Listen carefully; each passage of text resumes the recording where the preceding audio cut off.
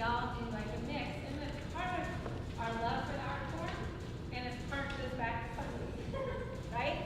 And then we can say dance education, okay? And then we have standards that we might use K through 12, and really, from my point of view, like we use it all the time. So I use the standards when I teach at the college level. We might have shout out something else, branch. For that, we could have populations, right? Different populations that you work with, right? So you can teach. I remember teaching like little kids, and then I placed my other job, which was teaching the elderly. And there wasn't, in a way they were young, and in a way they weren't. And it was quite a beautiful thing.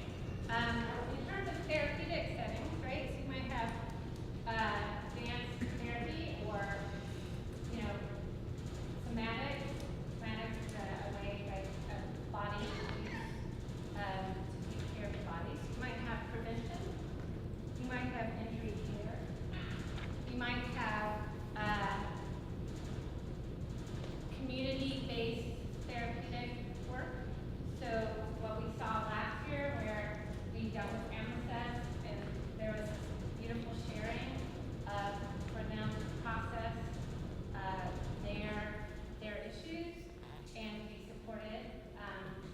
So there are all different ways, or say there could be swing dance, right, which is a way that people come together as a community. It's not highly charged as you might have in some settings, but it's still very therapeutic for the people engaged.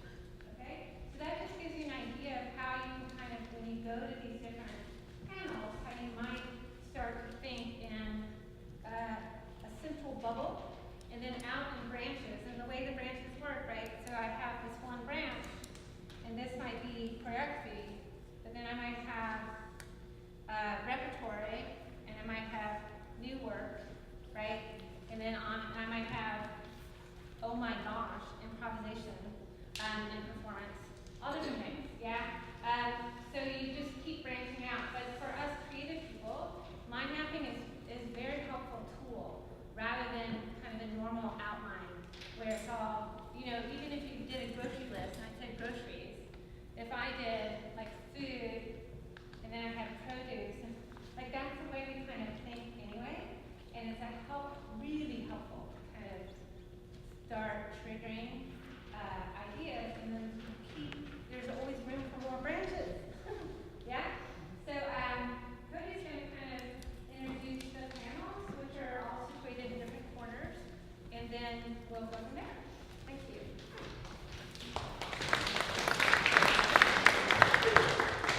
So because of time, I'm just going to tell you where they are, and then when you get to that position and wherever you want to start, you'll meet the people in that panel. Okay, because we started a little late. So over here, right here, this is Nancy Stone and Kelly Bear, and they're with the Ohio Department of Education. They'll be talking about standards and the new model curriculum that will be posted on the ODE website soon.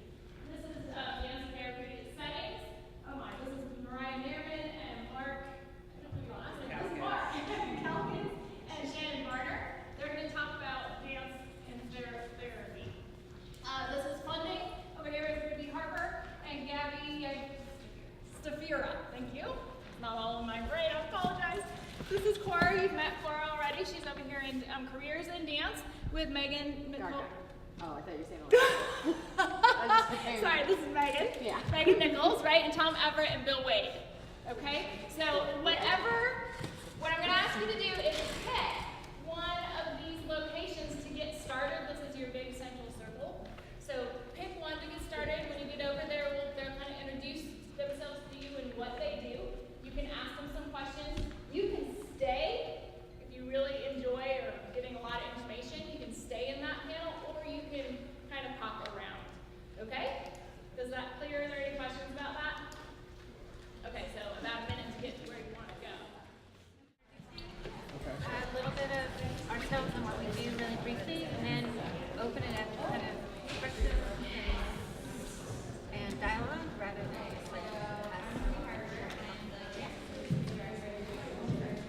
Okay. Is that rude? So I'm Cordova. I have I'm artistic director of two companies. It's kind of odd. I've been happening where I've had a company since '93. That's collaborative pickup company. So I am working on a project. But then recently I started another company, which is mainly children's work, different settings. And I co-artistic direct with one of them. And then I also am a assistant professor of dance in College, not for years. And I'm lucky, I think most of us are lucky here that we actually enjoy teaching. So it's a way, for me, I think for all of us, that it nurtures our curiosity and our research, just as much as choreography does for me. So it's like a circle rather than one or the other. I also am an improviser, so I like trained a lot in improvising as a performance, not only as a tool. Yeah. So, and I've lived all over the place. You know, Europe 7 years, and farther North Dakota, Georgia, and Ohio, like places. Some places I really targeted, some places I don't. But very good. I'm Megan Gargano. I'm the co-artistic director and choreographer of the Movement Project. It's a professional modern dance company in Cleveland. My sister and I, who's sitting over there in the funding section, we founded the company together. I graduated in 2012 from Ohio University. Going into college, I kind of had the mindset that this is what I wanted to do, was start a company and focus on choreography. So I selected a school that was focused in that. And following graduation, I started submitting work with Rebecca to festivals and producing our own concerts. And now we're kind of starting to work towards the nonprofit track. We'll be solidifying that out and hiring dancers. And it's exciting. It's a lot of work. But it's really fun. Choreography is where I focus a lot of my work. I have a big background in arts administration. It just interests me a lot, and it's fun for myself. I do a lot of improvisational practices as well with contact and also just improvisation in performance. Do a lot of performances that are strictly improv. Again, studied at OU, a little bit in Connecticut. I came to Valley Med a few times for some programs, and studied at the Lavin Center in Greenwich, England. That was really fun. But yeah, I do teach a lot, do residencies, and choreograph. Yeah, kind of everything. Kind of do everything, and you own a company, so not much you don't do. So. Hi, yeah, I came to dance late relative to saving your age. I mean, as a guy, and I was very involved in sports, but I was also really dedicated to learning art.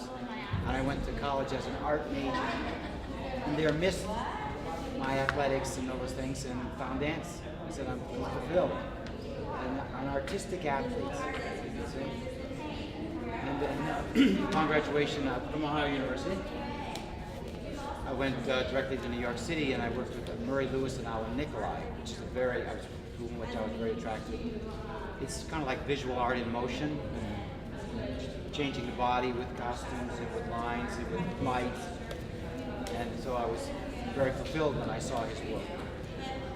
In time, though, I found technically it was a lot of improvisation-based work, which I love, but at the time I was very attracted to Paul Taylor and said, this is where I belong.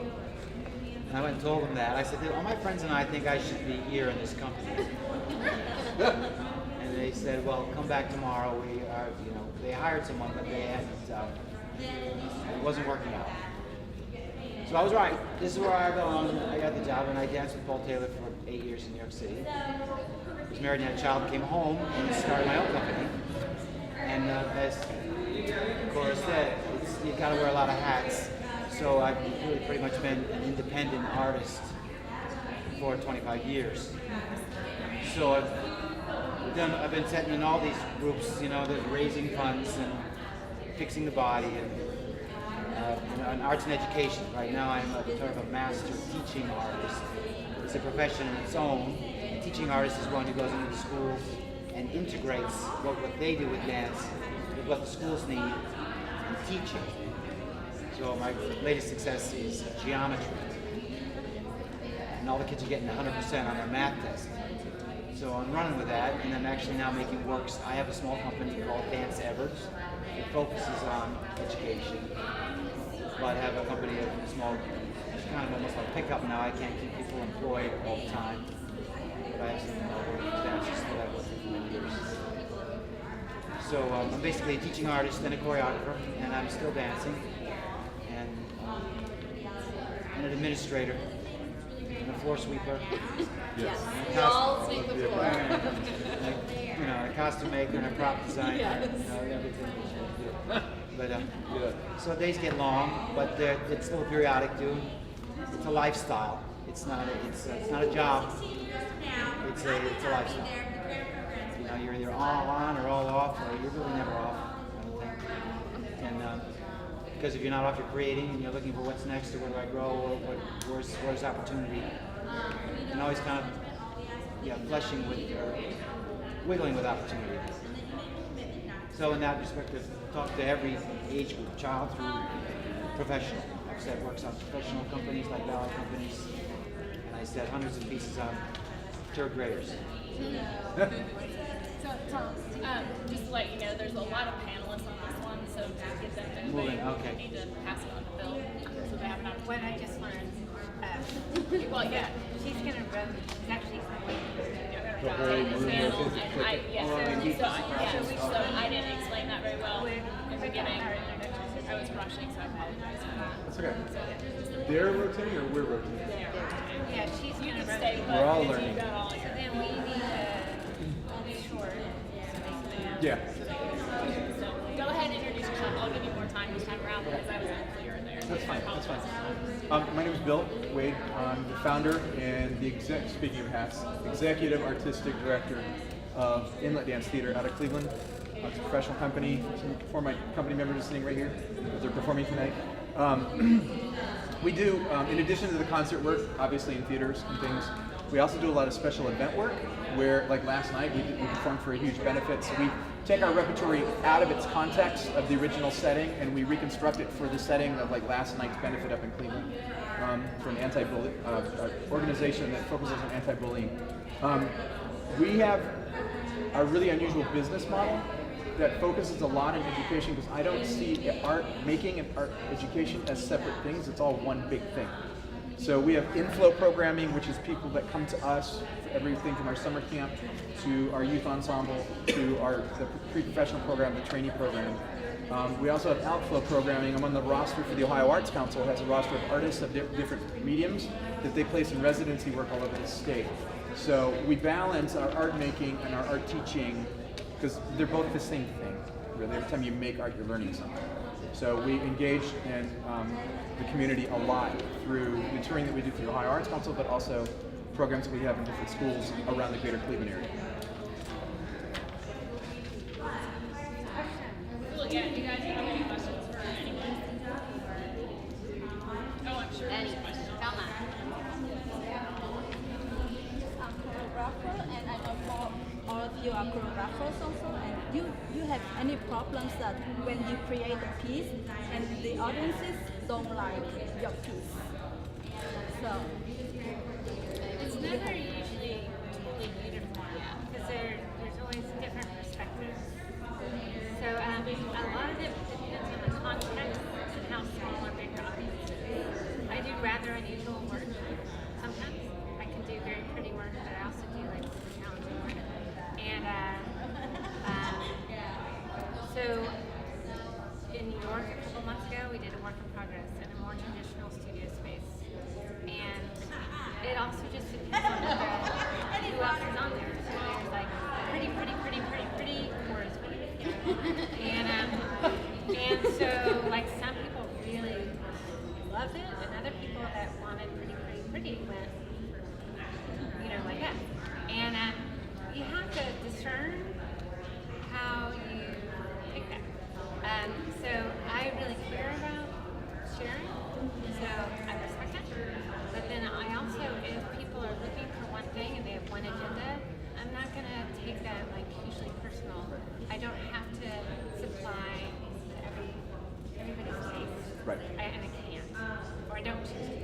also feel that you kind of know already.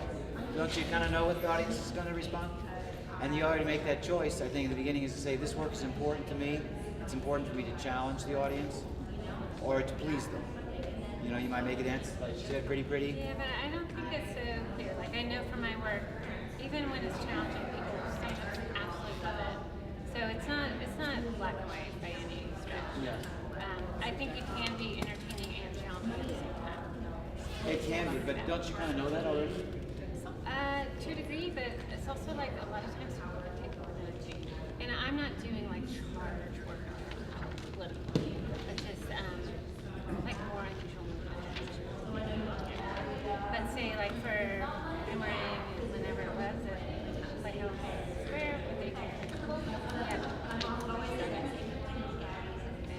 Yeah, it really has to do with like your audience. That's what I was just thinking. Yeah, no, like sometimes you know who's going to be your audience, so you can kind of expect what the reaction may be, and if you know that they might not necessarily align with your aesthetic, then it's either you brush it off or you learn from it. Sometimes I learn different perspectives, and I'm just like, never thought of that, and it kind of just something for me to kind of put in my pocket and think about in terms of when I make something again and make a new work, and I think, oh, well, I never thought to look from that perspective. Maybe there's something there that I wasn't seeing. So. The other thing is having a mixed program. Like I did a program at Cleveland Public Theater last weekend, and it was both my companies, so it's a different language. And there was a variation. So definitely like it was a very beautiful beautiful live music, 7 musicians, and tearjerker piece, and that suits some people. And other people might absolutely love that. Do you think curating your concerts, if you have a concert of repertory that you're putting in front of an audience, having a curatorial eye so that the evening itself has an arc, like a piece has an arc inside of it, compositionally? If your evening has an arc inside of it, and you're paying attention to the diversity of people that's coming to your audience base, and serving, so going to a really nice restaurant where you have several courses of food, you want to think about making sure that you've curated an evening that so everybody gets something they walked out that they think is their favorite. Helps. It might only be the one piece that they liked. That's what it is. Yeah. You can't make people love your work. Yeah, no. Other questions? Yes. You guys talked a little about what was kind of the final decision in creating your own companies. What was like your inspiration for doing that? It says clearly motivation. It's a lot to take on. You say like, are people going to like my work? So you already have to have a strong commitment to it.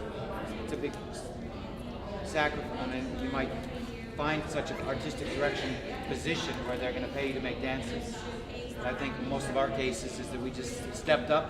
We stepped forward. I'm a choreography. I want to make work, and I want a company.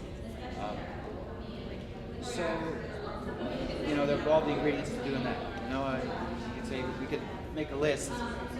Take confidence, skill. I mean, your own self-evaluation, dedication, perseverance.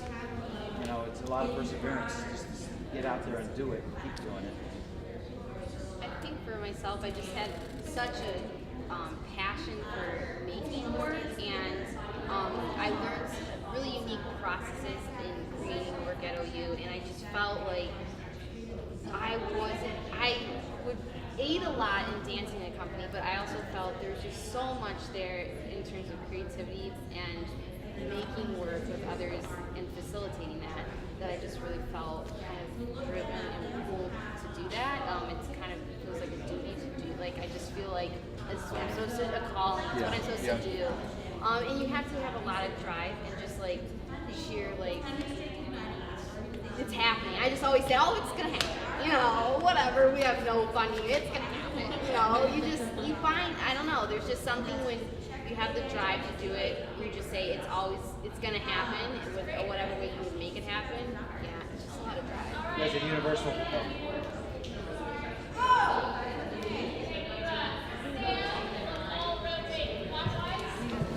They do Questions at the end, you don't right? have, yeah, we're gonna do a big question thing at the end. So I'm Ruby Harper. I'm the Grants and Services Director at the Greater Columbus Arts Council. And in my free time, I'm a dancer as well. Most recently, I just opened a show last night, Spamalot, for the Little Theater off Broadway in Grove City. And one of the fun things, I'm sure you guys know, is you never know what's going to happen. So last night, I ended up leaving the stage to replace one of the dancers who was out. So, I know, right? She did that last time too. She's already heard the story. But, 8 weeks of teaching it backwards, and then you hit the stage in one night and have to turn it all around. Luckily, I only got one injury from headed in the wrong direction. So that was awesome, right? But I remember, oh my gosh, I was in the wrong spot at one point, and everybody was just kind of like, I'm all, oh, I'm here, let's just go. I don't know what to do. The stage manager was like, I couldn't stop watching you because you were hysterical. He goes, you did not know where you were supposed to be. He goes, and you would just kind of go, up, and you just take your spot, and everybody would adjust around you. And I was like, that was so nice of everyone to do that, because opening night's scary for everybody, right? So the reason that I'm here, as part of the work that I do, is support and administer grants for individual artists. So the grants that we have available, we have a Performing Artist Travel Grant, which helps artists who perform go to paying opportunities and come back. So it covers your travel, your lodging, your meals, your whatever would be related to that opportunity and coming back. Those are grants up to $1,500. Then we do a supply grant for individual artists, and you would think supply grant, but I'm a dancer. Yes, we can do shoes, we can do dancers. If you're a choreographer, you want to mount new work. So the whole purpose of the supply grant is to help artists create new work. How do dancers create new work? How do choreographers create new work? You put it on another body and you help them and you teach them what you want them to do for you. So you can apply for support to pay dancers to do your work. Then we have a professional development grant program that allows you as an individual artist access to opportunities that help you in the business of being an artist. So it can be traditional business workshops. Maybe you need to learn InDesign. Maybe you need to learn Photoshop. Maybe you need to learn how to use Excel so you can track your finances. Maybe you need to take a grant writing class so that you can better improve your grant writing skills. Or it's things that are technical that allow you to bring your art form to the next level. So master classes, residencies, workshops. I said earlier, we sent a couple of group of dancers now have gone through the Gaga classes in New York. So we paid for their travel, we paid for their tuition card. They've gone, they bring it back, they incorporate the technique, they've been sharing the technique. So it's really exciting for us too because we're growing and cultivating our local talent. What else did I talk about? Oh, if you're doing performances or someone calls you and they're a nonprofit and they say, hey, we want you to come and do a show for us, we have opportunities to support those groups as well. So one of the things that you can do when you're learning about grants and you're learning about fundraising is not just to educate yourself on what your opportunities are, but what opportunities are there for the people that might be working with you. So if a social service agency calls, you can say, oh, hey, I would love to do that. Did you know that there's a grant through the Greater Columbus Arts Council that can pay half of my fee to come in and perform for your group, your client, your whatever, your event? They're probably going to say, no, I didn't know that. And you say, yes, on my word. It'll help. And then you can use that extra money to get somebody else. And, and then it just continues to bring art into places where it isn't already. So there's that one.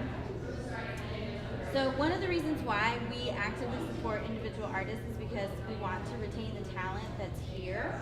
We believe very strongly that to have a vibrant and vital community, we have to have a strong arts community. So if you do decide that being in Columbus is not for you, you do want to make sure that when you get to your new city, you investigate immediately who's the local arts council and what do they have available, because they will be an amazing resource, not just in terms of funding, but also in terms of connections and getting you connected quickly to the local community, and then also investigate who your state arts council is. The Ohio Arts Council here also has opportunities for individual artists. They do fellowships, which are unrestricted grants to artists with high artistic excellence. And then they also have some project grants that individuals are eligible for as well. Our fellowship program runs on an annual basis. We work with the Columbus Dance Theater. They give $2,000 award. So basically, they just hand you a check for $2,000 to get selected through the process. They also feature your work in a showcase, a weekend showcase that's free and open to the public as a way to raise awareness about what is happening in our local dance community. What's new? What's exciting? So if you haven't been, you should go. It's always in March. You would get information through their website, Columbus Dance. I think it's columbusdancetheater.org with an RE. But it's a really cool thing. So go see what they're looking at, see the kind of work that they're selecting for these awards, and start kind of formulating now. Like, how do you want to participate in that? Do you want to participate in that? If you're not from the local area, there are similar programs in other counties. It's just doing your research. Questions? For international artists. For international, like, do you guys, does GCAC do anything with? Our program right now is restricted to Franklin County residents. So you do have to be a resident of Franklin County. We've only had one artist have non-resident status, and they did not end up pursuing a grant, not because we weren't willing to work with them, but because they just felt it wasn't right for what they were trying to do. So we don't have a specific program for international artists, and we don't have a specific international program, but we are open to work with just about anybody that we can figure it out. So a lot of it is ask and see. I don't know. We try to create our programs really loose so that we can serve as many disciplines as we can. But you know, sometimes it works and sometimes it doesn't. I figure ask. The worst we can say is no, but at least we have the conversation. And a lot of our programs have happened because artists approach us, ask us if there's an opportunity to support this type of activity. We don't have it. A couple months later, I get another phone call with something similar. A couple months later, I get another phone call, something similar. When it comes time to talk about our guidelines, the next opportunity, I'm like, look, I got 4 phone calls about this. How do we want to respond? Because in my mind, if I have 4 phone calls, that means there's 10 artists for every one person that calls me to say, I have this need. So that's 40 people out there in the community that we could potentially be engaging with. So do we want to take that lead? And in some cases we do, so we created the supply grant, the professional development grant, we created the travel grant, we created the performing artist fee subsidy grant. We have a partner program that we're working on, so there's a lot of things that happen simply because people call and ask us a question. Can I ask a question? Yes. No. Just because there's a lot of students here, is there anything like through what you do for students, like if there's something that they want, like if they want to go to ACDFA, or if they want to go to the Joffrey Intensive, or Unfortunately, we don't support students. Our contract restricts us to support professional artists, which is considered anybody not in school. And it's caused some problems. I was talking about earlier in the last session is that we have a lot of people who are now going back to school. So they're, you know, in their 50s and 60s, and they have a long established career as a dancer, and they call me up and they want help, and I'm like, are you in there? You know, they'll say, well, I'm in an MFA program, or I'm into this program, and I'm like, well, can't help you. What? And I'm like, yeah, I know, right? It's crazy, but we can't help you. You're a student. You know, that's ridiculous. And I said, I totally agree, but that's what our guidelines say. So, right. Are there any resources to like that you send them? You know, like from a teacher's standpoint. For things like summer intensives, I always just say like, try to apply for the scholarship. Yeah, like if right. there's any apply for scholarship scholarships. on the website, apply, because you never know. Because you know you might have to make a video, you might have to write an essay, but do it. You know, and a or lot of get times, letters from other people. if you live in a city, they kind of think that may be like considered underserved too. So And that's give a it really to- good point too. That like, is there advice? Is there somewhere they could go advice like how to make your video? You know, what is your content of your essay? Like we do for college applications. Right. Like a similar. Any advice? We them there. would help with that. Yeah. We do draft reviews. We sit on panels, both local and out of state. I've sat on the National Endowment for the Arts panels as a way to develop our skill set so that we can provide those kinds of services. So if you give us, here's the parameters that we're supposed to be responding to, here's my content, what do you think? I'm a fresh pair of neutral eyes, and I have that evaluative background as well, so I can say, hey, you're not talking about this, you're saying a whole lot of nothing here, or this is really strong, go for it, like don't. So we fine tune a lot, and we do that for the people that apply for all of our individual artist grants as well. I call it tough love, but it's really in the interest of making sure that you guys are positioning yourselves as strongly as possible. Because if we're not, my whole job is to get money into the artist's hands. So if I can't, anything that I can do short of writing the application myself, I will. That's great. Yeah, that's a little note tidbit that we will look at other programs. Thanks, Cody. Drafts. What else? The Ohio Alliance for Arts Education would be another place to look at for potential resources for arts ed opportunities.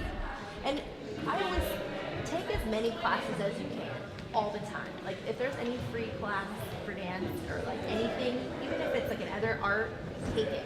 Take it. You know what I mean? Take it. Take advantage of those opportunities. Alright, so hi. I'm Shannon Varner, and I am a swing dancer. Mark and I head up the swing dance team here in Columbus, and we work with Swing Columbus. My background is I actually was a dance major in college, and I ended up going to New York, and I worked in arts administration. I took a lot of dance classes, and ended up working for a dance company and some opera companies while I was in New York. And then ended up coming back here and finding Mark as my dance partner, and so we've been teaching swing dance for 8 years, yeah. 8, 10, 9. It's all relative. So again, I'm Mark Hawkins. We've been dancing together since 2006. We do Lindy Hop and swing dance, so it's a very social type of dance. In the community, it's very community driven. We host a lot of different dance events throughout the year here in town. We have what is called a Lindy Exchange in May, which is like a bunch of regional dancers come similar to this type of event, and you meet people, you dance with people. It's a lot of fun. But my background is in exercise physiology, and yeah, we work with the Amethyst Group, which they is a shelter house for women who dealt with abuse, and we were part of that program in dissolving their social barriers and inhibitions with other people. So we taught them how to swing dance. My name is Mariah Herman. I am a physical therapist and athletic trainer as well as co-director for the Performing Arts Medicine program at Ohio State Sports Medicine. So my undergrad's in athletic training. Traditionally, athletic trainers are people with the fanny packs that run out on the field when there's an injury. However, my athletes are dancers. And then my physical therapy is my graduate work, which is something probably you're a little bit more aware of. People come into the clinic usually after an injury or surgery, and I help rehab them to get back to their fullest. So our program, we see people in the clinic. We see, unfortunately, as athletes, you guys do get some injuries, so we rehab for that. We also do a lot of community outreach, going into studios, working with the Amethyst Project, to do some workshops for strengthening, conditioning, injury prevention, and education. So for us working together with the Amethyst Group, we came in 4 weeks and did a core conditioning class, so that ladies could be prepared to pull off some of the moves that they were going to learn that their bodies have never really done before for swing dancing. So that was kind of a nice collaboration between us. So kind of if you think about dance in therapeutic settings, you can kind of think about doing therapy on dancers, which is the majority of my day. But you can also think about it as using dance as a source of therapy and community outreach and being social. Do you guys have any questions?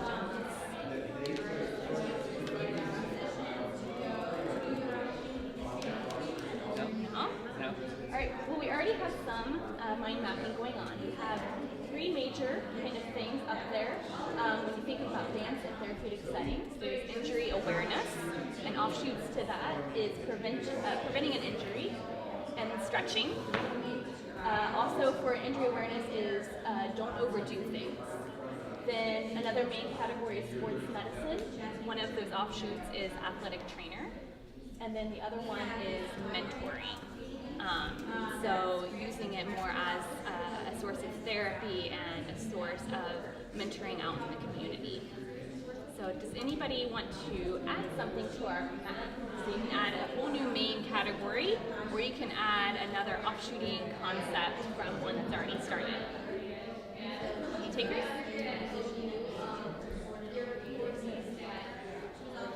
Any questions about what those mean that are already on the piece of paper?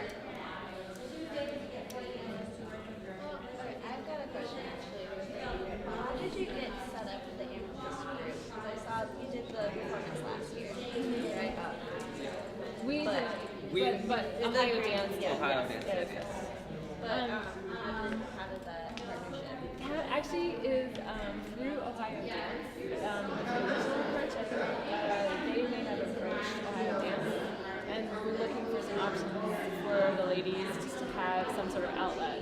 And so they've gone with, last year was a great program where they really brought out a lot of the issues and they were able to kind of deal with that through dance. And I think even a lot of their kids were involved too, which was fantastic. And this year we opted to have just more of a just kind of social outlet so that they're kind of interacting with each other. The dance is just completely free, happy dance. And then having you guys work with Core at the beginning, I think was fantastic. You know, spending an hour with like swing dance is kind of very bouncy and jumpy, and so having that. But I think that also through that is a great question because it's funded. So I know there's a program that they had to apply for funding. So that our time is paid for plus the space and the other ladies that are involved. There's time, there's payment involved, and Ohio Dance being able to do it. So there's several elements in order to make that program happen. Ohio Dance has a lot of different memberships with other dance groups, and so we're just like a subset of Ohio Dance.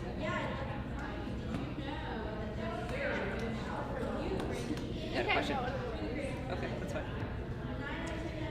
I think that's a really great question because that's a place where you may see that dance may help in your community, and then finding how to make it happen. This is part of the mind mapping, but you may have you may see a group of people that would benefit from it. Actually, one of the things that we saw some of the ladies who were actually the social workers were taking our class, and they really wanted to take it as well. And so we were wishing that we could offer that as a class. It was actually therapeutic for them because social workers deal with everyone else's issues, and so it was almost therapy for them because it's hard to take the brunt of everyone else's issues without having your own help. So in this one, they're all they're all equal, they're all having fun, they're all struggling to learn the footwork, and no one's better than someone else, and double pirouettes and I can only do one, and there's nothing like that. You're just having a really good time. Yeah. So yeah, I guess are there any places in your community that you could see that dance would be helpful?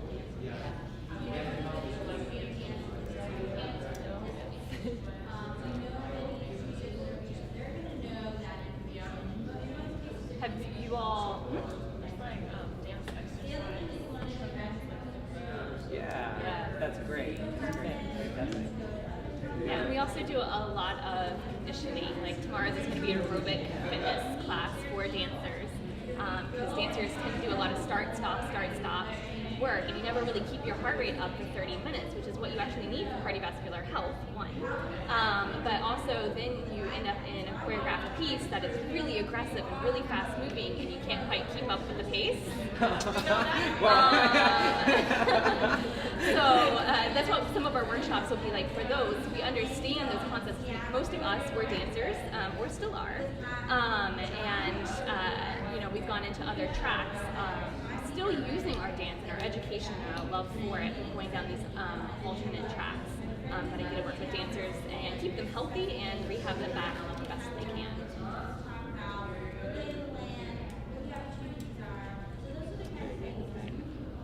What else do you think of dance in therapeutic settings? So we have injury awareness, sports medicine, and mentoring. What about sports medicine? Can somebody put off another offshoot to that? When you think of sports medicine and therapeutic, we already have an athletic trainer up there. What's other things you can think of? Thinking about healthcare for dancers. What would a dancer need? Nutrition? There we go. Yeah, good. Speaking of injury.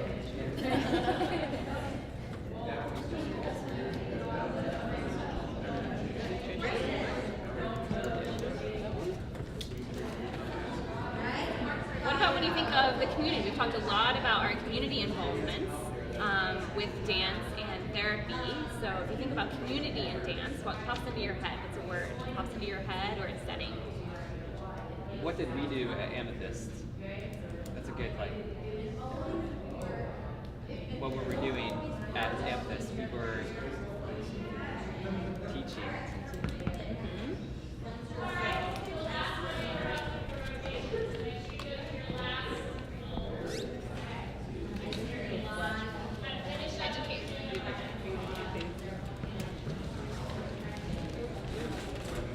Any final questions before you guys rotate again?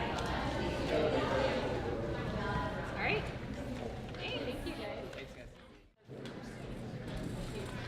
Tell me one thing you learned in the other groups that's going to stick with you. Injury prevention. Injury prevention. Oh, injury prevention. What else? Anything? What's going to stay with you? How it's important to have like funding for like dance events and stuff like that. Okay, some funding, ideas, anything else? Always surround yourself with people that can help you. Good. Very good. That's a good piece of advice. Well, my name's Nancy, so I'm going to wonder what you're going to take away from this one to remember, right?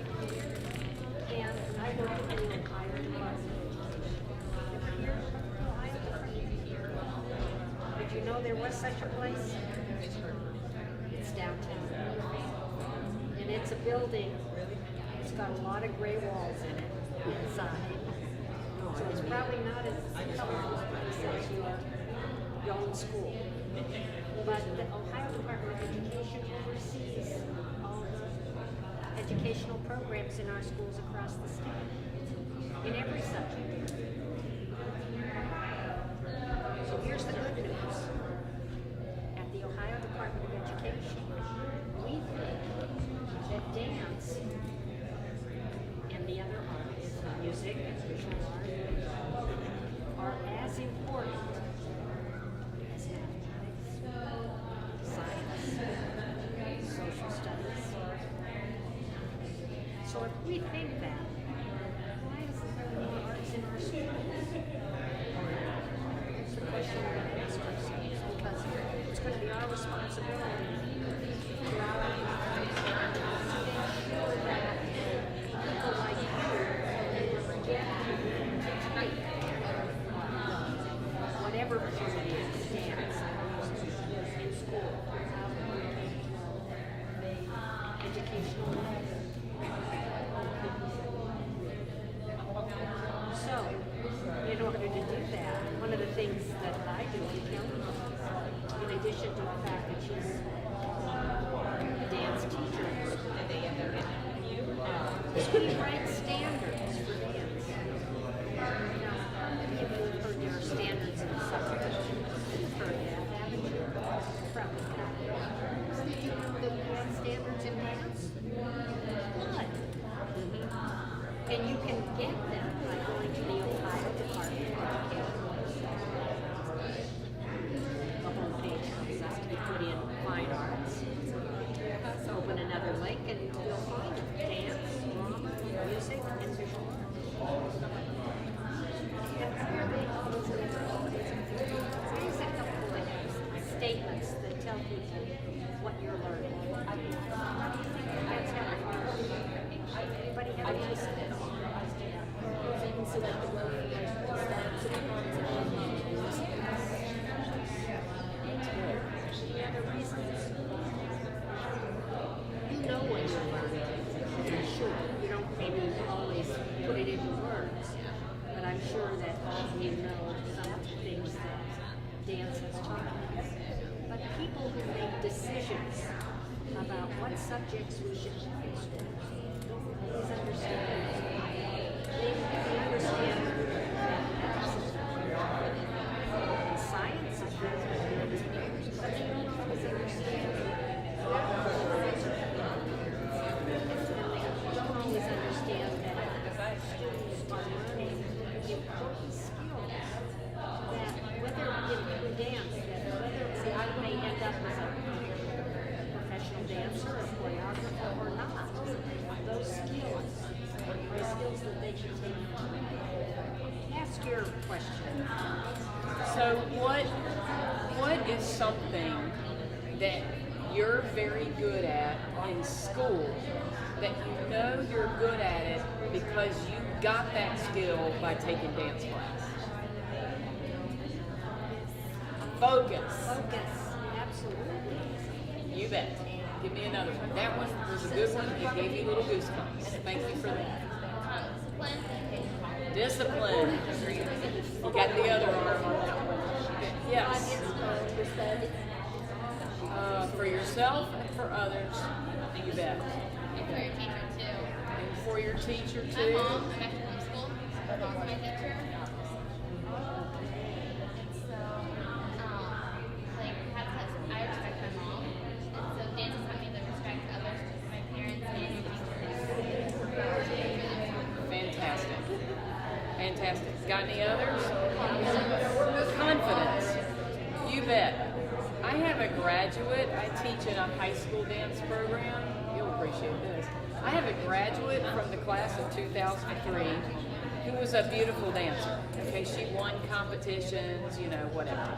She was a wonderful dancer and a state gymnast, state finalist in gymnastics. Guess what she's doing this year? Running for Congress. She is running for Congress. Confidence, poise, beautiful communication skills. Don't we get that by being in dance class? And Kelly, I hope that when she becomes the congresswoman, that she'll work politically to keep arts in our schools, right? That's what we need. I've already bent her ear. Yeah. We need good advocates. Say again. Yes. Well, we have to respect diversity. We have to be ready for that. And then versatility. I love that. Don't you adapt to things quickly because of what you learned in dance? Okay. So these are the things that we're talking about that people who don't dance don't realize we're doing. You know what I mean? I mean, I had a dad who thought I was just having fun when I went to dance class because he wasn't involved in it, so he didn't know. So, I mean, we've just really scratched the surface. There are many other things that we've learned too. Okay? The effort to write down what students learn and are able to do by taking dance, that's what's happened with the standards. The writing down of the standards is an effort to let people know who don't dance what is valuable about it and why it should be taught. And why it would be wonderful to be in a public school or in a private school or in the K through 12 school building, just like, you know, art and music is.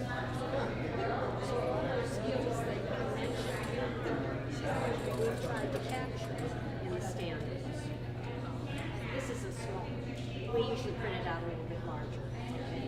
But because I've been given this one, I print it out small. So if you look at it, if you ever are interested, we write the standards for every grade level. K, 1, 2, 3, 4, 5, 6, 7, 8, and high school. And there's a message there. And that message is, we don't think dance is important just in one grade or just one class. We think that it's valuable to have students experience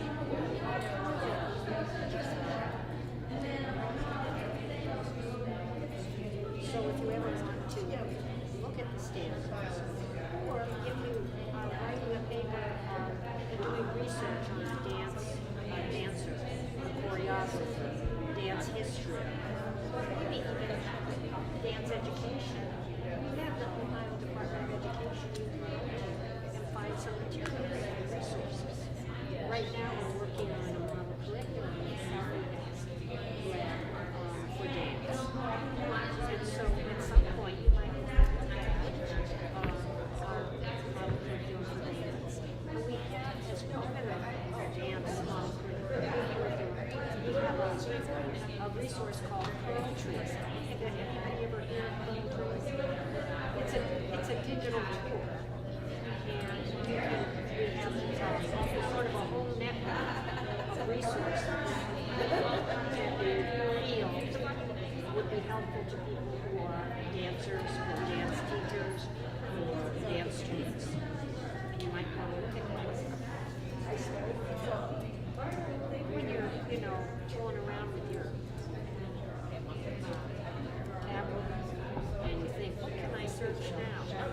Do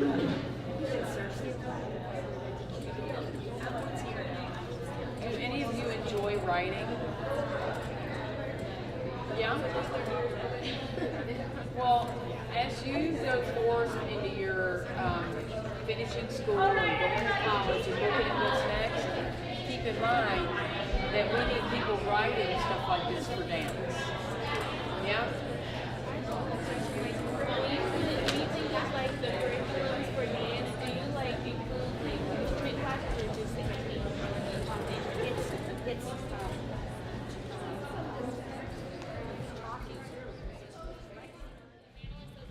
anything that came up as you were rotating or observations that you made during the time or anything that you guys came up with hearing the same question or that you want to repeat? That you would like to, maybe if you heard the same thing over and over from the 4 different groups that you want to talk back to them? Anybody from the audience, any questions? Really could No, be anything else. that you, go ahead, Cora. Oh, I was just gonna say, it could really be anything at all. Don't feel like. One thing that we talked about was kind of knowing ahead of time what you want to do in dance, so for example, like you're in high school and you're starting to realize, this is the type of path that I want to go into dance. So when you go to look for colleges or things like that, go and look at the curriculum and really find a place that fits what you want to do. You always want to be projecting out and thinking in terms of what's happening later and how do I prep myself for that. So you don't get to a situation when you go to a school and you're like, oh, this isn't really what I'm looking for, and how am I gonna make this switch? So that you're, and that's in anything, in any career path. It doesn't have to just be college, but just always projecting out and doing the work ahead of time so that, you're preparing yourselves. Right. Ruby actually gave the same advice on great. funding. Yeah. Did know your funder and what it is you're funding so that you can have a good relationship there for what you seek. So it would be very similar. It's so difficult to really pick a path, say, what are my options, or am I talented enough, or can I work that hard? There's a universal truth that says that you become what you put your attention on, what you meditate on. So that, in fact, it sort of happens by itself sometimes, and a lot of times it's a choice to say that I really would love to dance professionally, or I'd love to be a choreographer. Put your attention on it. That's why you're here already. That's why you're even this far along in the game. You're all well accomplished and lovely young people that you put your attention on that, right? That's why you're here. You've traveled to Columbus for the weekend. You disciplined yourself, and you have beat up toes. All kinds of things. So it starts forming itself. But as long as you put your attention on, if you put your attention on, I don't know, or I'm not good enough, or I'm so tired. Guess what you get? I don't know. You get this my bad back. So sit up straight. There is a certain tenacity, like just persistence in what you want to do, and a positive kind of frame. There are a lot of challenges in the field, so and we could all cite very important historical figures who were told no way, right? So it just be maybe Graham Cunningham. Many people that we revere at this point were given not always positive feedback. So it's really important to self-nurture and to take care of yourselves, as well as find mentors that kind of fit with you, but to know that there's a school of hard knocks in a sense of, from toes to you might have someone say, why are we here? And you have to, because I love it. I think that's a really great note.